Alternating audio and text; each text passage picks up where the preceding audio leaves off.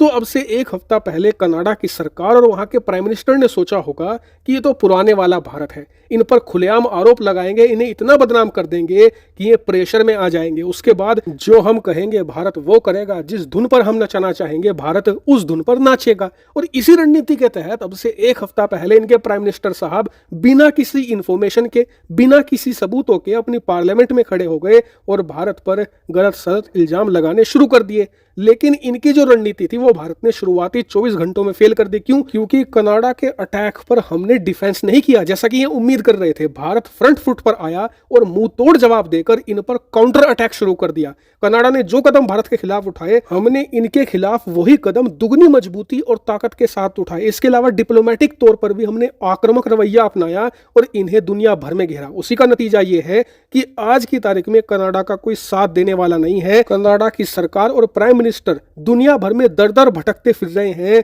लेकिन कोई भी इनके साथ आने को तैयार है ही नहीं। यहां तक कि यूक्रेन के राष्ट्रपति को अभी इन्होंने परसों ही अपने देश में बुलाया, अपने देश के यहाँ कर बहुत सारा पैसा दिया, बहुत सारे हथियार भी दिए, लेकिन उसके बावजूद यूक्रेन का राष्ट्रपति तक इनके साथ खड़ा नहीं हुआ, एक बयान भी इनके समर्थन में नहीं दिया। इतनी बुरी तरीके से भारत ने इन्हें मात दी है। और इसके ऊपर से आज जो कनाडा में हुआ है उसने तो भारत को एक विशालकाय जीत भी दिला दी है, वो भी भारतीय प्रेशर के बदौलत। कैसी जीत? चले मैं आपको दिखाता हूं। सबसे पहले आप ये वीडियो देखिए।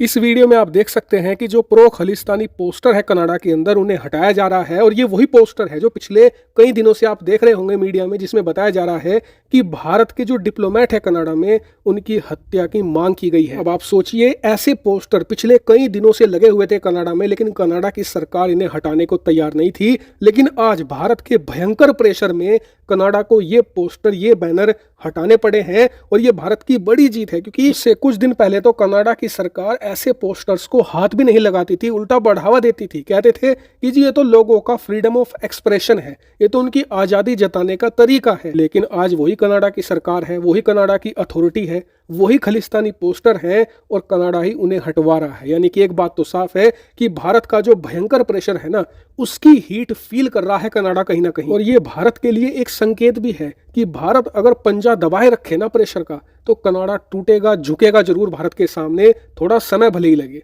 लेकिन ये तो हो गई भारत की जीत की बात। अब करते हैं एक्शन की बात। दरअसल आज भारत ने एक मैसिव स्टेप भी उठाया है। आप स्क्रीन पर देखिए, भारतीय मीडिया में ही रिपोर्ट निकलकर सामने आई है कि भारत सरकार ने अथॉरिटीज को कहा है कि कनाडा, ब्रिटेन, ऑस्ट्रेलिया और अमेरिका, इन 4 देशों के अंदर खालिस्तानी एलिमेंट्स को आइडेंटिफाई किया जाए और उसकी एक सूची बनाई जाए। क्यों? क्योंकि इस सूची में जितने भी लोग होंगे ना, उन सबके OIC कार्ड कैंसिल किए जाएंगे। अब OIC कार्ड है क्या और इसे कैंसिल करने से क्या होगा, वो मैं आपको फटाफट समझा देता हूं। दरअसल कई सारे ऐसे भारतीय होते हैं जो भारत से दूसरे देशों में मान लीजिए पढ़ने चले गए अमेरिका के अंदर, और अमेरिका की ही उन्होंने नागरिकता ले ली।